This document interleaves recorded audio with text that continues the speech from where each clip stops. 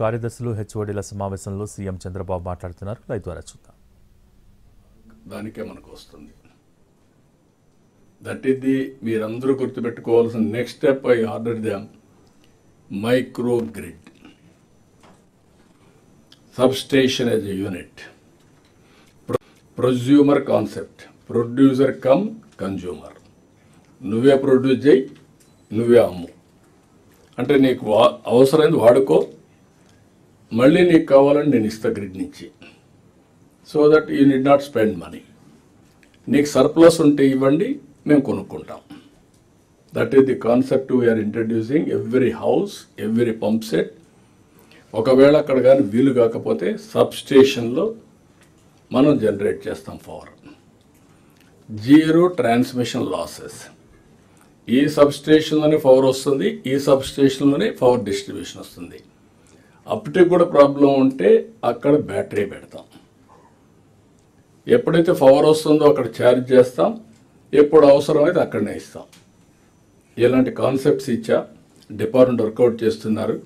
నేను అనుకున్నట్టన్నీ అయితే 5 ఏళ్లలో 4 రూపాయలకు రావాలని, ఇంకా తక్కువే చెప్పా, కానీ 4 రూపాయలు తీసుకురావాలని. 4 రూపాయలు మనం కరెంటు తీసుకొస్తే Andhra Pradesh will be A preferred destination. నేను పీయూష్ అంటే సాధ్యమా సార్ అన్నాడు. సాధ్యం చేస్తాం. అదే నేను విజయనంద గారికి చెప్పాను, యూ విల్ మేక్ ఇట్ అని చెప్పాను. We are working. మీకు ఎందుకు ప్రతి ఒక్క డిపార్ట్మెంట్ ఎందుకు చెప్తున్నానంటే మీలో ఆ స్ఫూర్తి రావాలి. మీరేం చేస్తున్నారు? రొటీన్గా ఆలోచిస్తున్నారు. రొటీన్గా ఆలోచిస్తే ఏది సాధ్యం కాదు. ఇన్నోవేటివ్గా R&D పెట్టుకొని మీరు వర్కౌట్ చేస్తే మీ బ్రెయిన్సే R&D బ్రెయిన్స్గా తయారు కావాలి. ఏదో ల్యాబొరేటరీ పెట్టాలి, ఎక్విప్మెంట్ తేవాలి కాదు. అది చేస్తే ఇది సాధ్యం అవుతుంది. ఇప్పుడు ఒక నమ్మకం నాకు, విద్యుత్ శక్తి గాడిన పడింది. నేను ఇంకోటి కూడా చెప్పాను, టెక్నాలజీ ఎంత పవర్ఫుల్ అంటే టోటల్గా సబ్స్టేషన్ వారిగా quality of power we can measure. దీంతో ఆడిట్ కూడా చేసే అవకాశం వస్తుంది. ఎంత క్వాలిటీ ఇచ్చాం, లో వోల్టేజ్ ఇచ్చామా, హై వోల్టేజ్ ఇచ్చాము. హై వోల్టేజ్ ఇస్తే ఎలక్ట్రికల్ ఎక్విప్మెంట్ బర్న్ అయిపోతాయి, లో వోల్టేజ్ ఇచ్చినా బర్న్ అవుతాయి. రైట్ క్వాలిటీ ఇవ్వాలి. That is the exercise we are doing now. ఇలాంటి బెస్ట్ ప్రాక్టీస్ నేను 2-3 చెప్పాను, అన్ని డిపార్ట్మెంట్లో ఉన్నాయి. మీతో ఎప్పటికప్పుడు మాట్లాడతాం. ఇలాంటి బెస్ట్ ప్రాక్టీసెస్ అన్ని దిక్కల్లా అమలు కావాలి.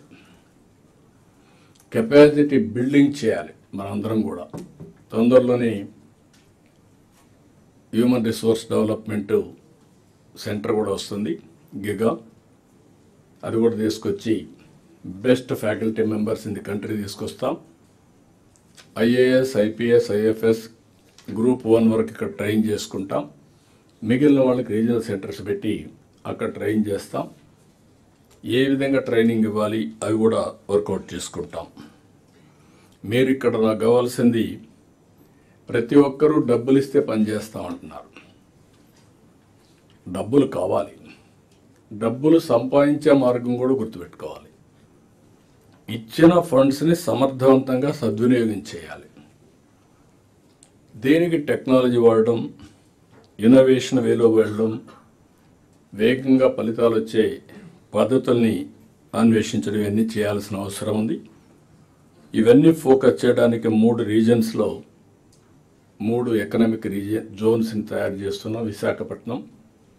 విశాఖపట్నానికి ఈస్ట్ గోదావరి, పాత ఈస్ట్ గోదావరిని శ్రీకాకుళం వరకు ఒక జోన్గా, అమరావతి జోన్ని వెస్ట్ గోదావరి నుంచి ప్రకాశం వరకు అమరావతి, తిరుపతి జోన్ని నెల్లూరు నుంచి కర్నూలు వరకు తిరుపతి జోన్, ఈ 3 కూడా పెట్టుకొని ఇప్పుడు మనకి చాలా వరకు జోన్స్, కొన్ని 5 జోన్స్ మనం పెట్టుకున్నాం. అక్కడ ఇన్నోవేషన్ హబ్స్ కింద 5 జోన్లో పనిచేస్తున్నాం. కొన్ని కారిడార్లు ఉన్నాయి.